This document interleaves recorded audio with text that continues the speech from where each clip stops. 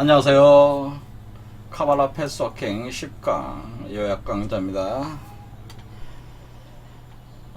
카발라 철학은 보통 유대 정통 밀교 철학으로 알려져 있습니다만은 유대 이스라엘 민족이 성립된 시기가 모세가 이집트로부터 이스라엘 민족을 이집트, 그러니까 출애굽 사건, 그게 이제 BC 1300년경에 일어났는데요. 카발라 철학은 이때 정립이 됐다고 보통 알려져 있는데, 사실은 그 이전에 이집트, 메소포타미아 등 그쪽의 고대 문명에서 이미 오컬트 신비 철학으로서 이미 상당히 많이 발전이 돼 있는 것이고, 모세 같은 사람이 이것을 흡수를 해서 유대 철학으로 재정립을 한 것이다, 이렇게 볼 수 있다고 하는 것이 샌디 아나스타샤 이분이 또 그런 어떤 논리를 인정을 하는 거죠. 받아들이고 있습니다. 그래서 지난 시간에 유대 카발라를 넘어선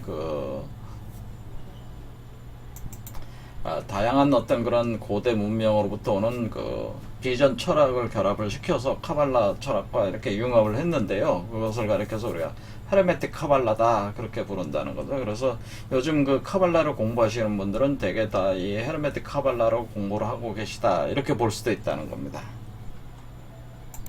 그래서 이 헤르메틱 카발라의 개념이 확실하게 뿌리를 내면서 정립된 게 한 단체가 황금 여맹회, 황금 새벽회, 이렇게 보통 알려지고 있는 단체가 있는데, 좀 살펴볼 필요가 있다 이거죠. 그래서 황금 새벽회라고 하는 단체가 1988년에 성립이 됐는데, 이때 이제는 이 카발라 점성술, 연금술, 타로 카드를 총체적으로, 그리고 여기에 각종 마법, 의례적 마술, 신비술, 이런 것들을 결합을 해서 종교 이런 것들을 다 합해서 융합해서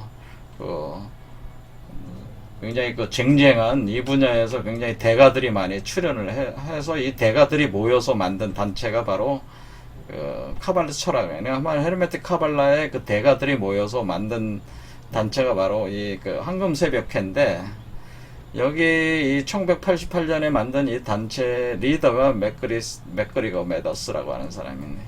근데 이분이 너무 독단적으로 운영을 하는 바람에 몇십 년 만에 이 단체가 깨졌습니다. 왜냐면 워낙에 쟁쟁한 사람들이었기 때문에 너무 오버페이스 혼자서 하면은 기분이 좋을 리가 없죠. 그래서 그렇지만은 이 단체가 이뤄놓은 여러 가지 이 헤르메틱 카발라에 있어서의 업적들은 훗날 현재까지 엄청 영향을 많이 주고 있다고 하는 거죠. 헤르메틱 카발라를 공부하시는 분들은 대개 이 단체가 만들어낸 어떤 거에 토대를 두고 지금 계속 공부를 하고 있다, 이렇게 볼 수가 있다. 근데 이 헤르메틱 카발라의 그것을 중심으로 해서 만든 황금 새벽회가 이 고대 이집트 문명 같은 그 전통까지 다 흡수해서 들여서 이렇게 한 것이라는 거죠. 그래서 기존에 그냥 단순히 카발라만 연구한 게 아니라 이런 어떤 점성술, 아스트롤로지, 카발라, 연금술, 타로카드. 그래서 타로카드를 이 카발라 연구하는데 핵심적인 도구로 사용을 했어요. 여기서 타로카드를 아예 만들어가지고 짝을 만들어가지고 타로카드를 만들어서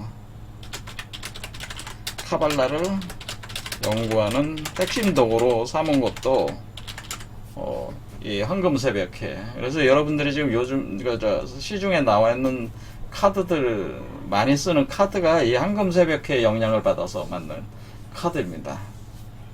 외특판 카드도 이 황금 새벽회 영향을 받아서 만든 카드예요. 좀 많이 쓰는 게. 근데 카드가, 이 타로 카드가, 그러니까 타로 카드를 이해를 하려면은 카발라도 알아야 된다. 이게 이 점성술이라든가 여기 연금술, 타로 카드의 내용에 기반에 깔려 있는 게 카발라 철학이란 말이에요. 카발라를 모르면은 깊이 사실은 이거를 깊이 이해하고 있다고 보기는 어렵다는 얘기죠. 그렇죠? 그래서 이게 이제 황금 새벽해 이런 여기 골든 다운 이래서 이렇게 요런 상징물들입니다. 그리고 이 황금 새벽해 정식 명칭이 헤르메틱 오더라고 돼 있어요. 헤르메틱 오더, 질서라는 뜻이겠죠. 어떤 그 헤르메틱, 그러니까 헤르메틱 카발라를 그 거의 뭐 틀을 다 잡은 단체라고 이렇게 볼 수가 있어요. 그래서 이 헤르메스에 대해서 그 알아본다 그 얘기죠. 그래서 헤르메스 신은 그 그리스 신이죠. 그리스 신. 그래서 우리가 이제는 그 카발라, 이 헤르메틱 카발라를 공부하다 보면은 점성술을 하게 되죠. 아스트롤로지를 하게 되어 있습니다. 근데 아스트롤로지 여러분이 뭐 점성술을 보시면은 다 어떻게 됐어요? 이 점성술에 그 나와 있는 그 12황도 별자리라든가 또는 그 태양계 행성이 다 어디서 근거했냐면 그리스 신화에서 다 나오는 거예요. 그리스 신화의 바탕을 두고 점성술이 전개가 되는 거잖아요. 그러니까 그리스 신화를 이해를 못하고 있으면 안 되는 거죠. 점성술을 공부하려면은. 서양 점성술은 그리스 신화의 바탕을 두고 있다라고는.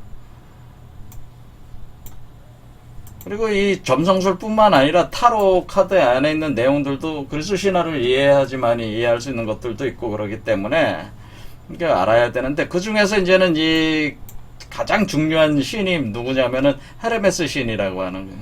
그리스 신 중에. 근데 그리스 신의 헤르메스고 로마어로는 메리쿠리우스라고 부르는 거고 영어로는 여러분이 머큐리라고 부르는데, 그러니까 우리가 태양계로 보면은 수성이 바로 머큐리예요. 수성. 그래서 천왕성은 뭐 우라노스, 크로노스는 뭐 세턴, 제우스는 목성, 주피터 이렇게 되는 거죠. 그래서 이 헤르메스라는 사람이 이 신이 들고 있는 그 여기 그 헤르메스 지팡이, 이게 케두세우스 지팡이잖아요. 이게 이 지팡이 이름이 케두세우스 지팡이다 그러거든. 근데 우리가 지금 한마디로 여기 그 카발라 패스워킹 과정은 결국 빈몸 활성화 과정과 같은 것인데, 여기에 이렇게 우리 몸에 이렇게 제가 그려놓은 이 그림이 이게 바로 헤르메스 지팡이니까 헤르메스에 대해서 어느 정도는 알아야 되는 거죠. 그래서 이 지팡이를 가리켜서 카두세우스 지팡이라고 하기도 하고, 카두세우스 이름이 카두세우스 지팡이 또는 케르케온이네. 케르케온. 근데 많이 쓰는 말이 카두세우스 지팡이. 잘 모르겠으면 헤르메스 지팡이 이렇게 봅니다. 이게. 그래서 이 지팡이를 들고 다닌단 말이에요. 이 헤르메스 신이 핵심 상징이란 말입니다. 그런데 그래서 이 헤르메스에 관련된 어떤 여러 가지 그 신화적으로 이렇게 연결되어 있는 내용들이 상당히 중요한 내용들이에요. 그래서 그걸 잠깐 보자면은, 그 헤르메스 신은 그 플레이아데스 7공주 중에 첫 번째 마이어라는 그 일종의 여성 신, 요정계열이라고 그렇게 볼 수 있는데, 아틀라스의 딸들이었어요. 그 거인족 타이탄 아틀라스, 지구 짊어지고 있다고 하는 그 아틀라스 신의 딸들 중에 첫 번째, 7공주 중에 첫 번째, 마이어와 제우스 사이에서 태어났어. 그런데 우리가 서양에서는 우리가 낙원이라고 이렇게 할 때 에덴 동산도 있지만은 아르카디아라는 낙원이 있습니다. 그 아르카디아라는 낙원에 있는 동굴에서 태어났어. 그러니까 기독교적으로 보면 에덴 동산에서 태어난 존재라고 이렇게 보면 돼요. 에덴 동산에 있는 동굴 속에서 태어난 존재다. 이렇게 볼 정도로 이렇게 생각하시면 된다. 그 다음에 여기에 태어났는데 굉장히 빨리 성장을 했습니다. 성장을 할 때에 이 헤르메스 지팡이를 누구한테 받게 되냐면은 바로 이 태양신 아폴로에게 선물로 받은 겁니다. 원래 이게 헤르메스 게 아니었고, 이 지팡이는 태양신 아폴로 거였어요. 그러니까 여기에는 굉장히 의미가 있는 거죠. 왜냐하면 태양신 아폴로의 그 신의 불, 그 에너지가 한마디로 이게 이쪽 그 메커니즘 자체가 이쪽에 그 헤르메스한테 넘어온다는 거는 이쪽에 권력 이동이라고 이렇게 볼 수도 있는 거예요.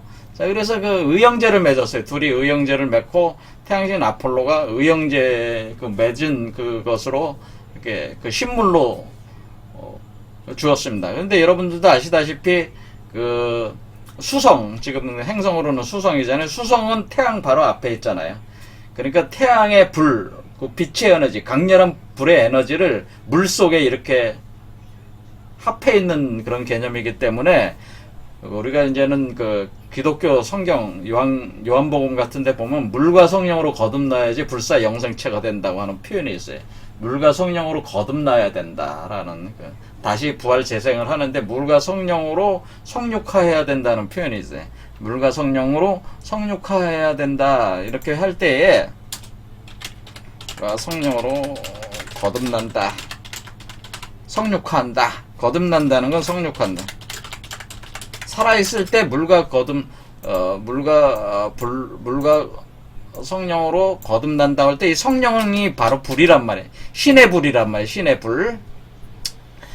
성령의 불이다. 그러니까 이게 아폴로라는 그 신이 태양에서 발생하는 그 불, 에너지, 빛의 에너지라고 하는 것이 그 수성이 이렇게 합쳐서 가지고 있는 거니까 우리가 그 기독교적인 관점, 그거는 기독교뿐만 아니라 거의 모든 여기서 우리가 빛의 아이가 태어날 때 이 빛의 아이가 어떻게 태어나냐면 물과 불이 같이 공존하는 그 감리교구의 상태에서의 그 물질적 상태에서 몸이 형성되는 거거든요.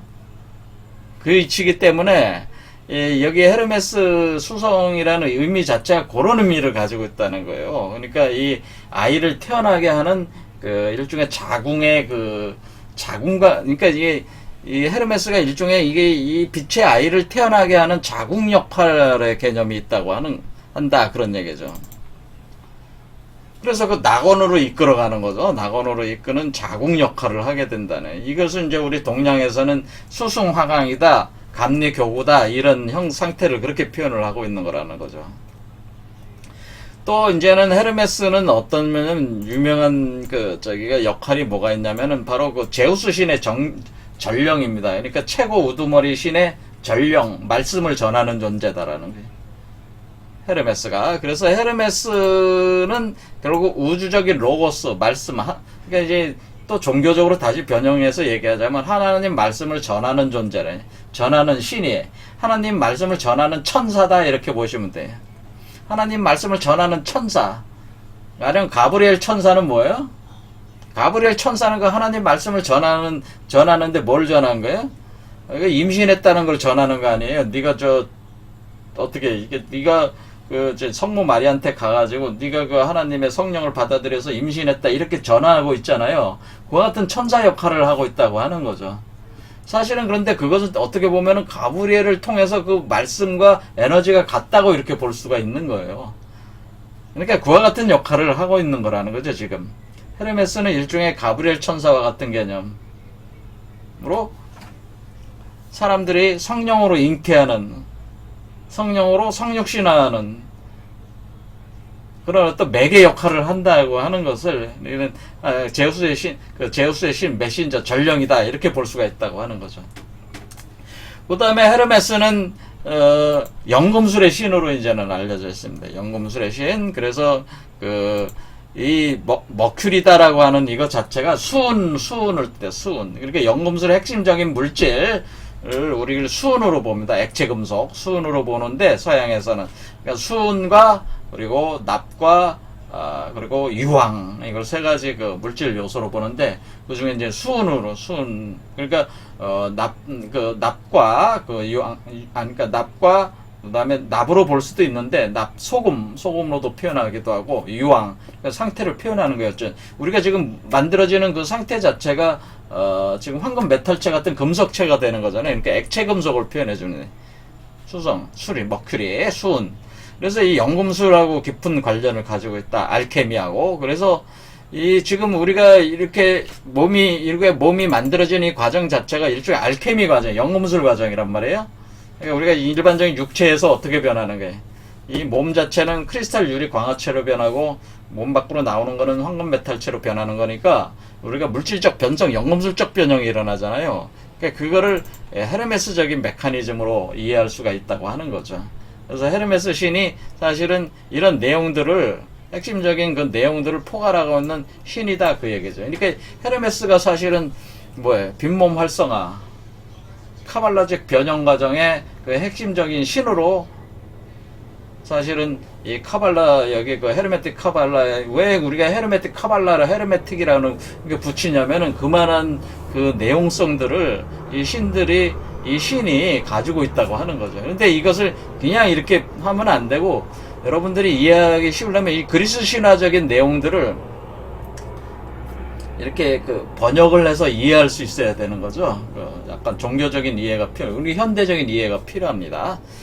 어쨌든 이렇게 그 헤르메스가 이러한 어떤 그 개념들을 포괄하고 있는 존재이기 때문에 그 연금술적 변형 그리고 낙원으로 이끄는 존재 하나님 말씀을 육화하는 그런 개념 이런 것들로 이제 표현을 했는데 그리고 이 헤르메스 그 지팡이 자체가 하나의 이거 변화하는 원리 그것을 이렇게 담고 있는 지팡이잖아요. 이거의 소유자이기 때문에 우리 몸에서 헤르메스적인 과정이 일어나고 있다. 그렇게까지 얘기할 수가 있다. 그래서 그것을 그 전문적으로 그것을 이제 틀을 잡은 단체가 황금새벽회고 황금새벽회가 이런 기본적인 관점 하에서 점성술과 연금술 타로 카드들의 구조 타로 카드도 연금술 타로 카드를 여기 그 황금새벽단의 그 크롤리라는 사람이 만들었어요. 그래서 그런 내용들이 다 이렇게 어울려져 있다 그런 얘기죠. 자, 오늘 강의한 내용이 요 내용입니다. 자, 오늘 여기까지 하겠습니다. 감사합니다.